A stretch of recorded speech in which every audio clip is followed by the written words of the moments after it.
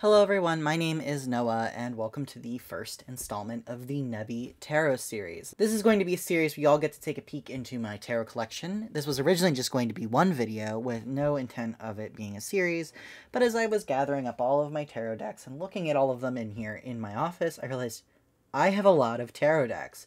Maybe not for some, but for somebody who doesn't read professionally or have a YouTube channel or some other media dedicated entirely to tarot decks, I have a lot, at least in my mind.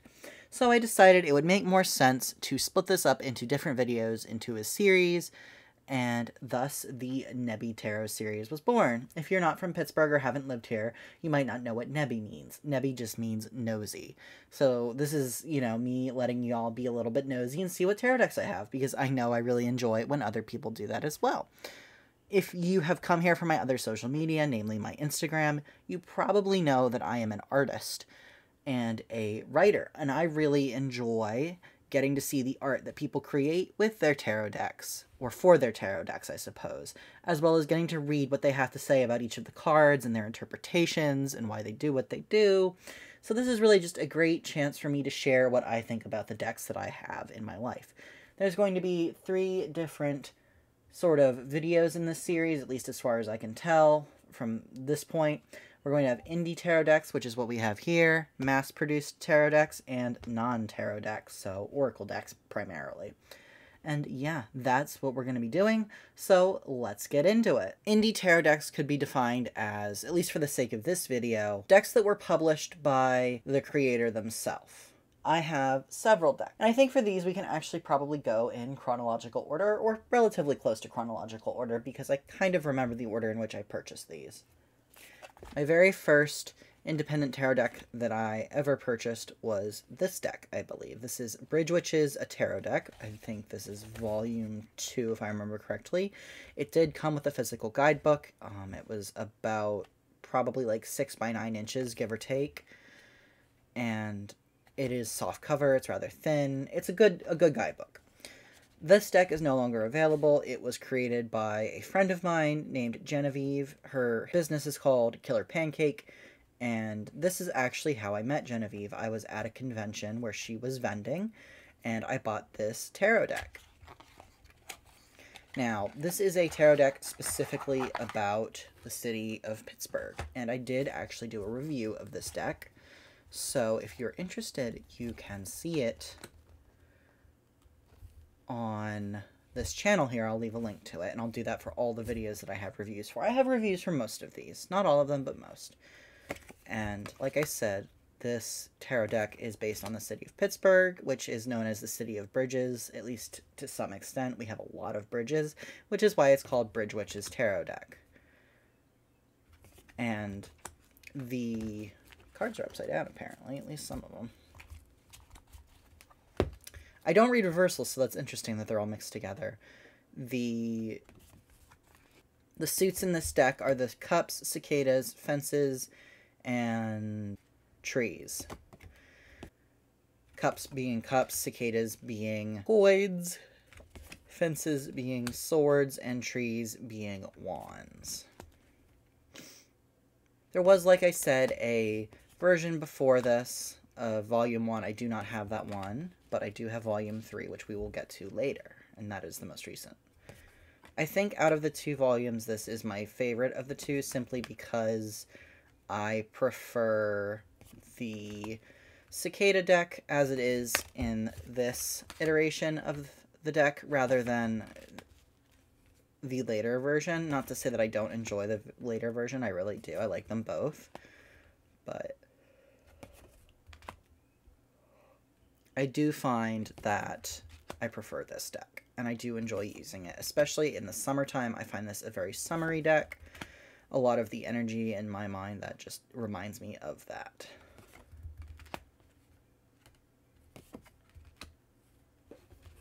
And we aren't going to go through all of the cards. Like I said, if you're interested in seeing the entire deck, you can watch the flip through on my channel here. We'll say the cardstock is a little bit thinner than I would like, but I like a really thick cardstock, so it is an average cardstock. I like it. It is matte, but it does reflect a bit of light. It's not a shiny cardstock, but it does. I can't, of course, now I can't get it to do it, but yes. This is a well-loved deck in my collection. It lives in its box still, which isn't the best of boxes, but it works. It's not the worst I've seen. And for some reason, I've never found it or made it a bag. So yes, it just lives in this box. The next tarot deck we have is the Millennial Mystic Tarot. At least that's what should be in this. That is what is in here. Good. And this was created by a friend of mine named Taylor Johnson, and I was actually sent this deck for review.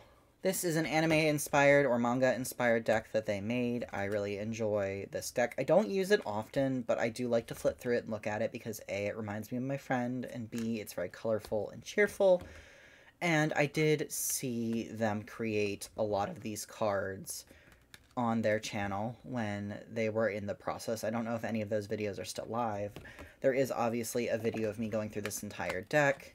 These are quite large cards. They're more of Oracle-sized cards, but I think that really allows the artwork to shine. It is a glossy finish, so that is kind of not something I usually enjoy in a deck, but I think it suits this style of art pretty well.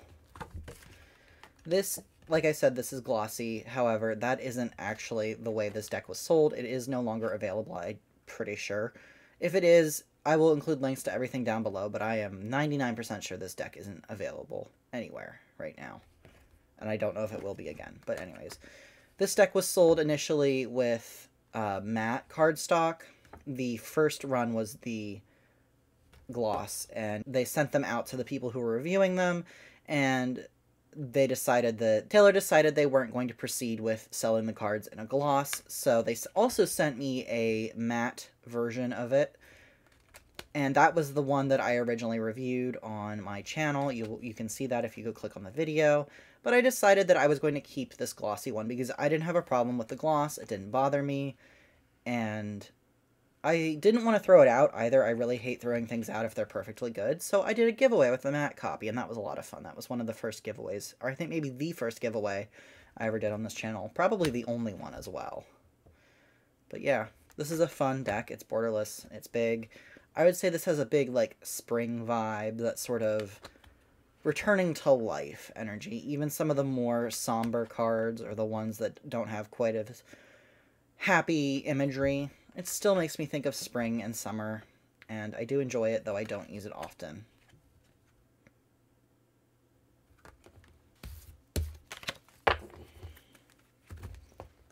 Cardstock is about the same thickness. It's stuck to my table.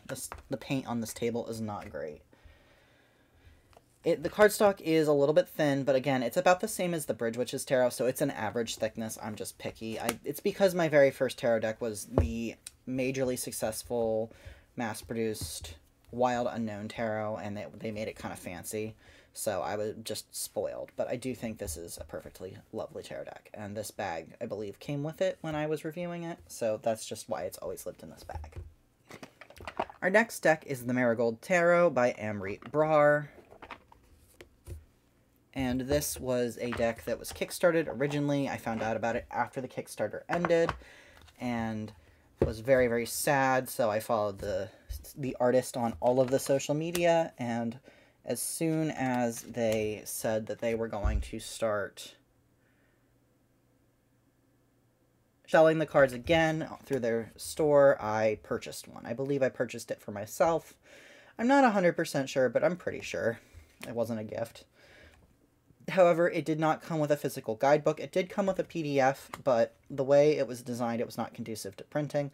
And that was what really stopped me from using this deck very often. I don't understand a lot of the cultural references in here, which is okay. I don't need to understand everything, but I felt like I was losing a lot of the meaning that the artist had so carefully imbued in these cards. So that was a struggle I had for a while.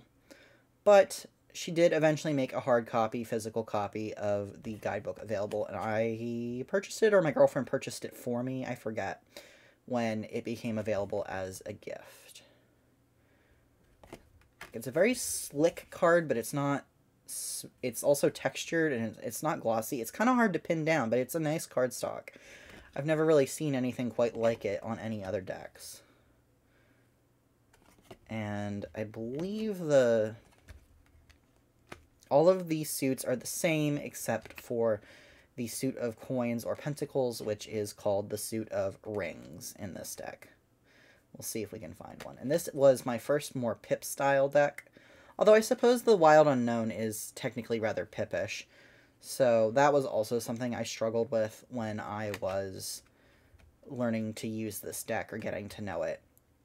When I was so new to tarot, I didn't know what the Seven of Cups meant, so I just saw 7 skulls and was like, well, I don't know what that means. Need to look in the guidebook, which I have to pull up my computer to do.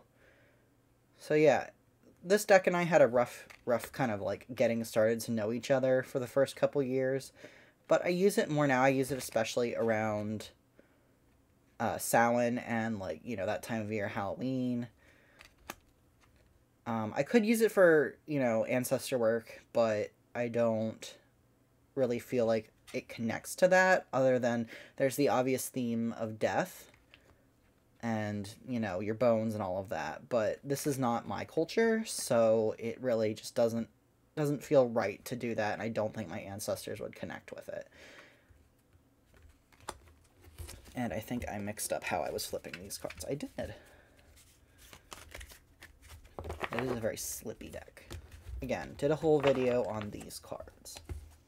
I will let you know if there's a deck. I don't think there's a single deck in this video that I didn't do a review of. The box is very nice as well. I would highly recommend. I do believe this deck is still available if you're interested. The next one we have is Bridge Witches, a Tarot Deck, Volume 3. Again, by Genevieve or Killer Pancake. And you will see a lot of these cards are still the same. The backs are different, and the suit of cicadas, I think, is what was changed. Fool is different, or no, the Fool is the same. This is actually a self-portrait of Genevieve, and I think that's a really cool and interesting way to incorporate yourself into a project like this while having it still be relevant. This was released, I think, in 2019, and I really do enjoy it. It's pretty much the same cardstock, the same size, the same box, so it really is, you know, more or less the same deck. I'll see if we can find any of the different cards. Here's a new card. This is the deck where I actually sponsored one of these cards. We'll see if we can find it in here.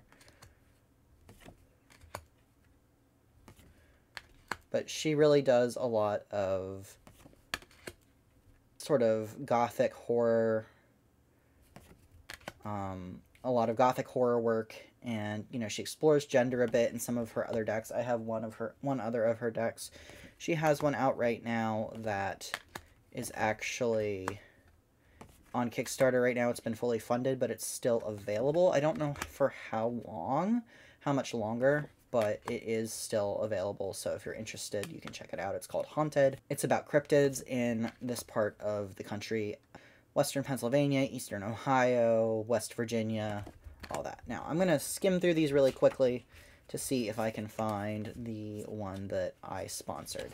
You were allowed to, when you sponsored the card, be in the card like as her model for what she was drawing, but I decided rather than that, I wanted to just sponsor the theme, because at the time I was less comfortable with the way I looked and just what I was comfortable with in that way. It's going to be at the very bottom, isn't it? So I gave her an idea of a theme, which you'll see in a minute, and she went with that instead. And I think the card is beautiful. Devil's upside down. So is the Hermit. Cicadas. Cicadas, a Chariot, Lovers, Page of Fences, 10 of Fences, the Moon. Again, the suits in this deck are changed in the same way that they were changed. Here it is. The suits are changed the same way in this deck that they were changed in the previous iteration of this deck. So we have the 6 of Cicadas. This was the one that I sponsored, so it'd be the 6 of Pentacles, 6 of Coins. One part of Pittsburgh history is that we are a factory town, or were a factory town, and librarians would take books down to certain factories in the city, and during lunchtime, the children that worked there or whose parents worked there could read with the librarians, and that's what this is here. So yeah, that's really cool. I'm really happy whenever I see this card come up in a reading or just when I'm shuffling through. It is really nice.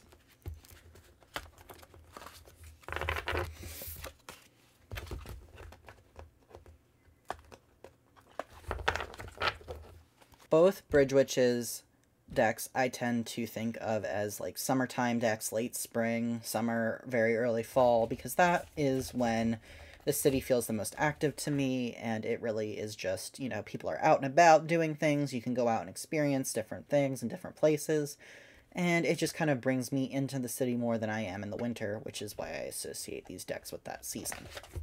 These two decks go together. They are the Prisma Visions and the Light Visions Tarot by James R. Eads, and they are both the same deck. I will flip through them simultaneously. The only difference is their color scheme, and there are a few teeny tiny alterations here or there, but they are ostensibly the same deck.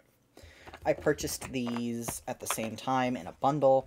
They're rather fancy boxes, and they both come with little guidebooks, which are really cute, but kind of fiddly to use. So despite my love of little things, these aren't my favorite types of boxes. I did review both of these decks simultaneously in a video on this channel as well, and I actually received an extra Queen of Swords, I think, Queen of Wands, in the Light Visions deck. So I'm going to flip through. And some might say, why do you need two of the same deck? And to those people, I would say, look how pretty they are. So yeah, I really didn't need two of the same deck, but I just thought they were oh so pretty.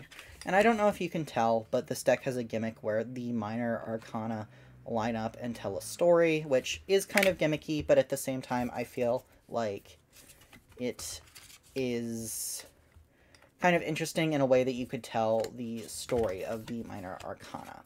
What initially drew me to these decks was the fact that it's very impressionistic. It kind of reminds me of Van Gogh, and Van Gogh is one of my favorite, absolute favorite painters, and that is something I actually share with my mother, and it's just kind of a nice connection we have, and, you know, that was what brought me into these decks, being interested in them.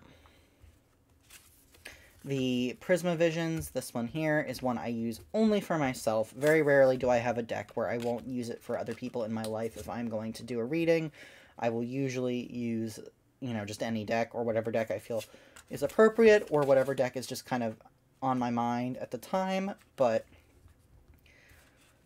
for this one, I only use the Prisma Visions for myself. This is really hard to do at the same time. I don't know if you can tell, but the Prisma Visions has silver gilding and the Light Visions has gold gilding. They are a very slippy, very matte cardstock. They are pretty thick. This would be the thickness I would want if in the world I controlled the standard thickness of a tarot deck. It would be this thick. I'm hoping that there's at least some overlap between cards here, so even if they don't show up at the same time, you're able to see and here's another example of the cards lining up, although technically the Eight of Wands would go on this side. You can see the lining up of the minor arcana. And I could just flip through this whole deck with y'all. It's so pretty. But we are kind of not having a lot of room here, so I'm going to put these away, and we're going to move on to the final deck in this mini collection. So I was wrong. We don't only have one deck left. We have two. I forgot about this one. This is the Numinous Tarot by Cedar McLeod, and if you watch my studio vlogs, you've probably seen this deck as well.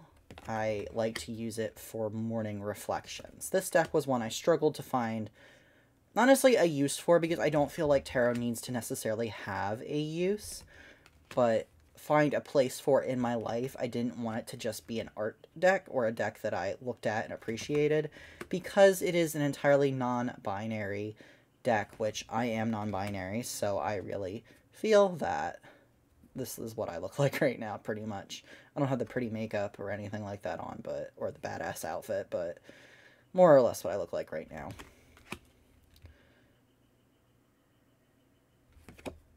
But yes, I was very excited, and that was why I wanted to purchase it, even more so than the fact that I liked the artwork. And I was really sad when I realized that I didn't have any sort of real use for it or regular use for it. I wanted to be using it. But then I realized that it is very much a creative tarot. It's a lot about creation and being creative, even through the different suits, which all have their individual meanings, which, by the way, are different from the standard tarot deck. We have the bells, the candles, the tomes, and the vials. So the vials are the cups, the bells are the wands, the tomes are the coins or pentacles, and the wands are the wands. Here's a tome card. I would like to use this deck more frequently. I wish that doing this morning tarot was a daily thing for me, but it isn't. I wish it was. I do use the Sacred Creators Oracle by Chris Anne. In conjunction with this, I will pull 1 from that deck and 2 from this deck. And it really is just kind of a great deck that I find not only very inspiring in terms of my creative journey and my business, but also in terms of the medium, because I am also a watercolor artist, and it really is a great deck, a great little deck. It is gold gilded. It is kind of coming off, but that, you know, I've been using this deck for a while, so that's just how it is. Things, you know, wear out eventually. I think this deck is still for sale. I'm not sure. I've been forgetting to tell you whether they're for sale or not. You'll look below. You'll be able to figure it out. Also did a review of this deck. Here's the extra card, the Numinous. Dreamer of Bells. And this is a very... it's not glossy. So I mean, it is, you know, reflective, kind of glossy in the way it looks, but it feels more like a glossy cardstock than a matte cardstock. It's got that kind of plasticky, slippy coating on it, but it's not hard to shuffle. They don't go flying too much any more than any other deck does. But yeah. That is this deck. I really love it, and I can't believe I almost forgot to share it with all of y'all.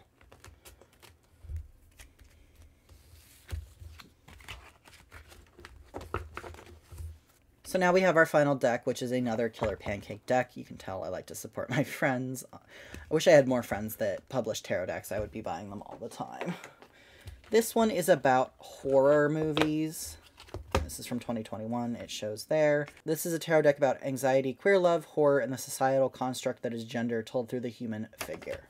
That is a great way to describe it. Much better than I would have done on the fly. It has very sparkly gold gilding. It has this star background, and while I do love this deck, it's not one of my favorites because I don't know anything about horror movies. I haven't watched many of them, and I don't know much about the genre, so there's a lot that I don't connect with in this deck. It also has a online guidebook, whereas all the others I've shown you except for the Millennial Mystic have physical guidebooks. So that's kind of a bummer, but I can understand why tarot makers aren't able to include guidebooks. Printing books is expensive, and then you have to ship them and all of that. So totally understand. That's just another reason that I, struggle to work with this deck. However, I find it to be a really great reader. I really enjoy it, and I am able to pretty intuitively read off of what I know from the meanings about each card on my own, as well as the details that Genevieve puts into these cards, even if I don't necessarily get the references associated with any given movie. You can see that she definitely has a style compared to the Bridgewages Tarot. This is very similar, but again, very different because the theme and the sort of vibes of this deck are different, I guess. This is a great one to use in fall as well, like October, November. Just like the Marigold Tarot is a good one for that time of year. It's just spooky. That's when you watch spooky movies. That's when you use this deck. One other thing that I also appreciate about this deck is that when you read through the guidebook, the PDF that she sends you when you purchase this deck, is that she includes pronouns for every single one of the individuals she's drawn in this deck. I guess you could call them characters, but yes, I think that's an interesting little detail, especially in a deck that so much talks about gender. And I do think the write-ups for all of these cards are really great. I've read them, and I think that they're very insightful. So if you don't mind looking at a PDF, it's a great resource to have. So yes, these are all of my independently published tarot decks, or indie decks as they're often called. I would love to know what you think of these, whether you have any of these, and which one you would want for your own collection if you could magically have any of them. So yes, thank you so much for spending this little bit of time with me. I hope you enjoyed looking through this part of my tarot collection with me. Not only do I enjoy reading tarot, but I also really, really enjoy the artwork and getting to read a little bit about what the artist was thinking and why they made the decisions they did. That's one of my favorite parts of the guidebook, is getting to understand their thought process.